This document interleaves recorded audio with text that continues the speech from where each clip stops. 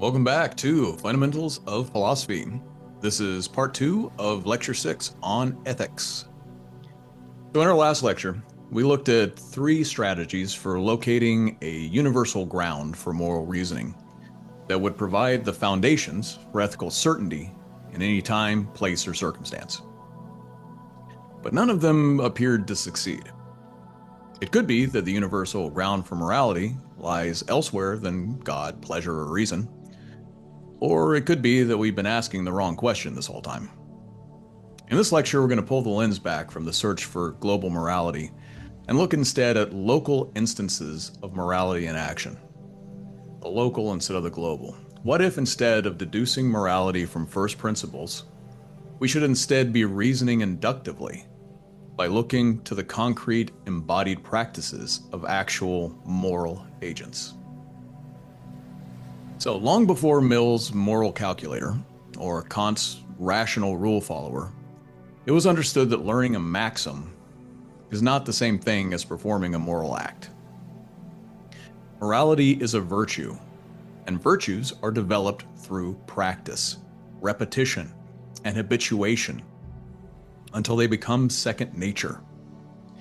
To be a virtuous person means to have a virtuous character, and a virtuous character is something that is built over time through intentional action and through trial and error. Virtue ethics refers to the form of moral reasoning that seeks to understand ethical action by observing what moral agents actually do. This, it was understood, as how children learn to be virtuous, by observing and imitating the actions of moral adults. Moral action, when practiced intentionally, becomes a habit, and habit, over time, hardens into character. Thus, the child who is raised by virtuous parents grows into the adult who surrounds themselves with virtuous friends and associates, and eventually becomes the lived example of virtue in action that stands as the model for the next generation, though it is passed on. And this is virtue by degrees. Each moral action makes the next moral action easier, until acting morally becomes automatic, instinctual. Ethics isn't some mathematical formula that you learn, it's something that you do, right? And it flows from the kind of person that you are. So the notion of virtue ethics originates in Aristotle. And for Aristotle, the universe was infused with meaning and with purpose. All things, from stones to humans, strive towards the fulfillment of their natural purpose. The purpose of a knife is to cut. A knife that doesn't cut is not a good knife. Similarly, the purpose of the acorn is the tree. You don't teach the acorn how to be a tree by reading Kant to it. The tree is already contained within the acorn. It's the pure possibility embedded in the acorn's actual nature, the culmination, fulfillment, and ultimate purpose of the acorn itself.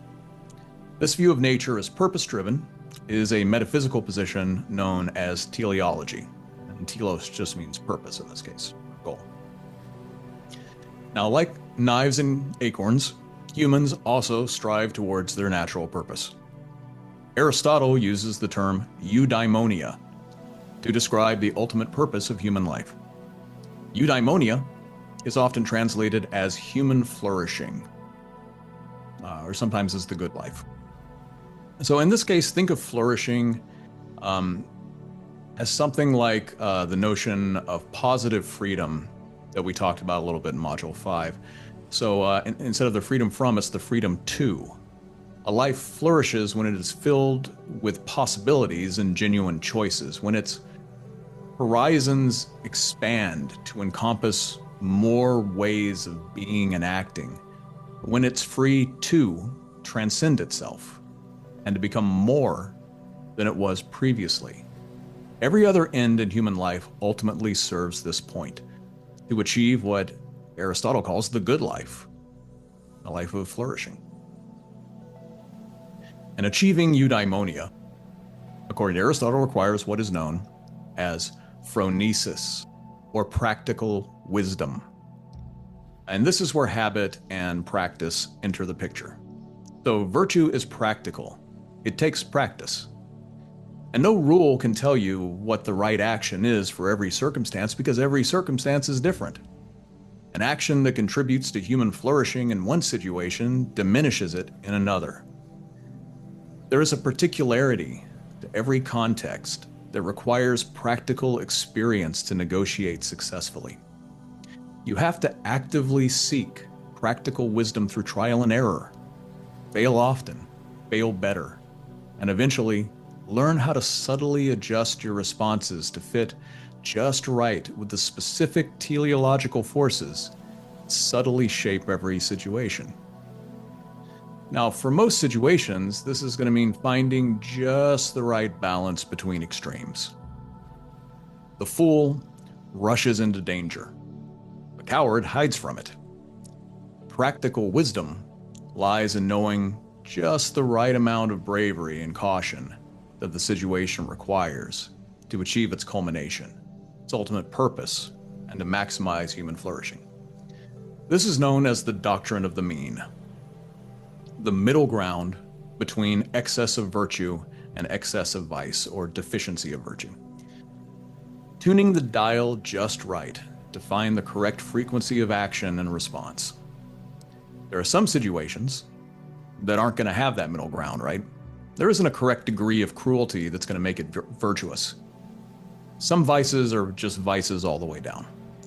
But for most circumstances, practice and habit will sharpen and hone our practical wisdom, our phronesis, until the effortless and skillful mastery of life's challenges becomes second nature.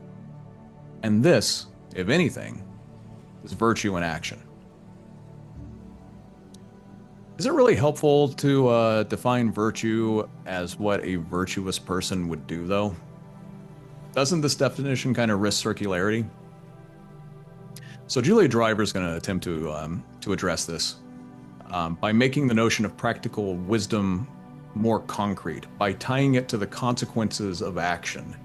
So she's going to try to bring virtue ethics and consequentialism together. Aristotle is correct in her view that practicing virtuous action produces a virtuous character. But Driver is going to argue that a virtuous character in action is one that reliably produces good consequences. That's how you can tell that it's a virtuous character. That's the test. Human flourishing is not some mysterious destiny that is like drawing us towards it. It's a particular type of outcome to particular types of actions.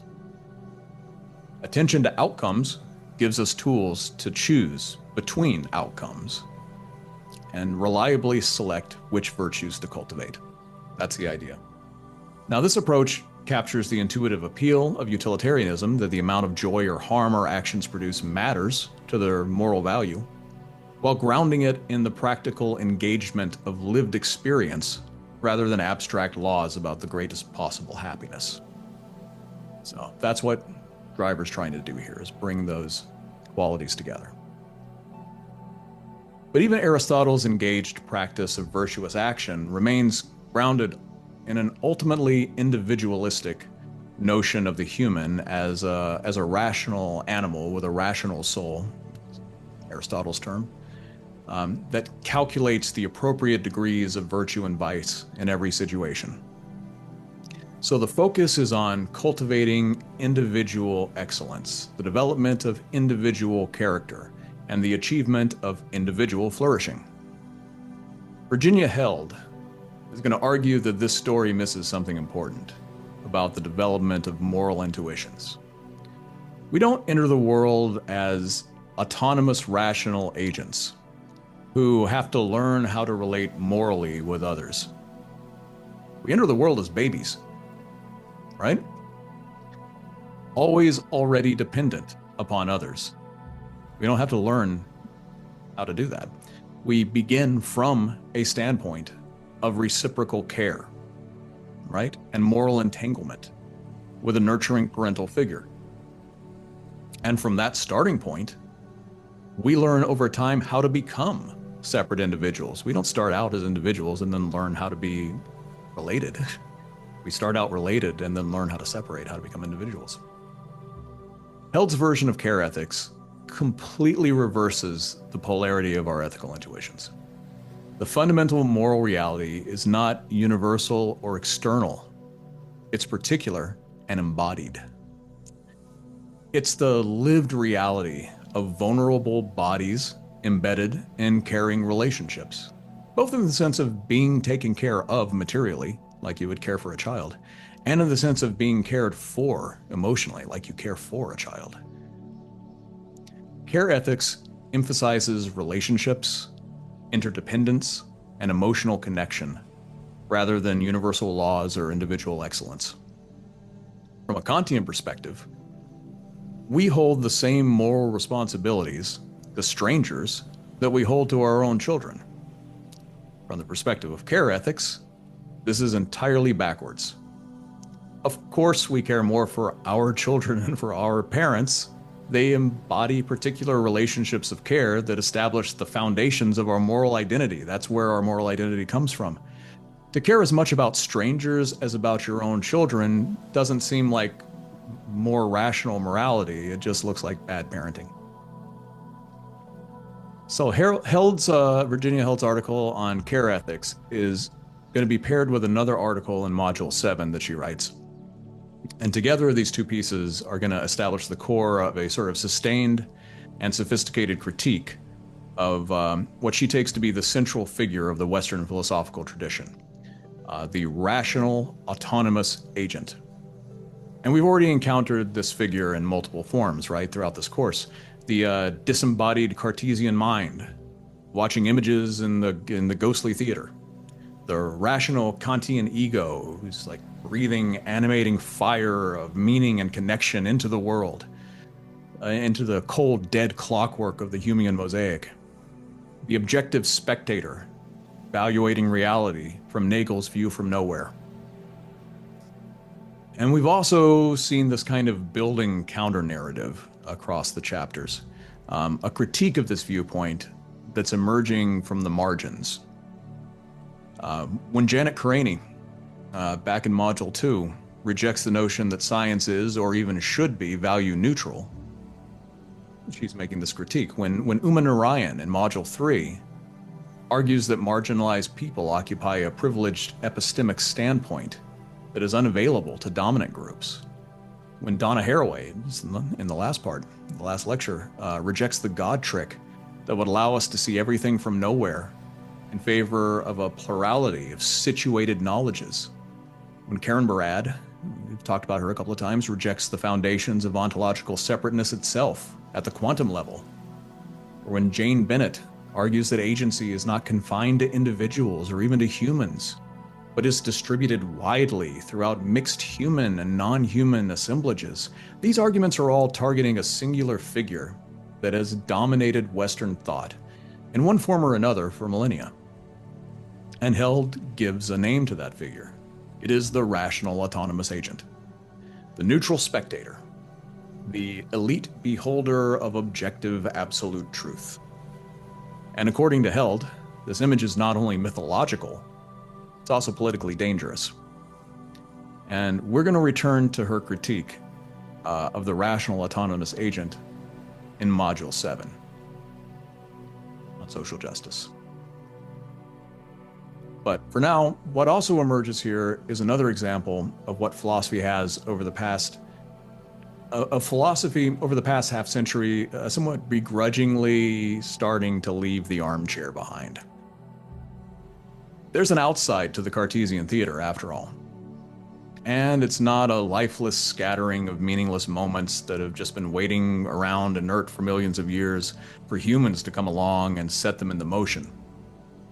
The disenchanting was always illusory. As John Dewey wrote, to see the organism in nature is the answer to the problems which haunt philosophy. And when thus seen, they will be seen to be not as marbles are in a box, but as events are in a history, in a moving, growing, never-finished process. Back in Module 4, we saw how cognition is increasingly being understood as world-involving, rather than simply being in the head. In Module 5, this 4E model extended to agency as well, which, like cognition, appears embodied in certain types of organisms, embedded in certain types of environments, extended through certain types of technologies, and enacted through complex organism-environment transactions. In this module, we see that ethics too can be understood as emerging from natural relationships. There isn't a need for a transcendental moral law or an omnibenevolent moral law giver. Ethics always came free with existence within an evolving world ecology. Or does it? In the final lecture of this module, we're going to look at the position of the moral anti-realist, who is going to reject that view and ask whether it makes sense to posit objective morality in the first place. And I'll see you there.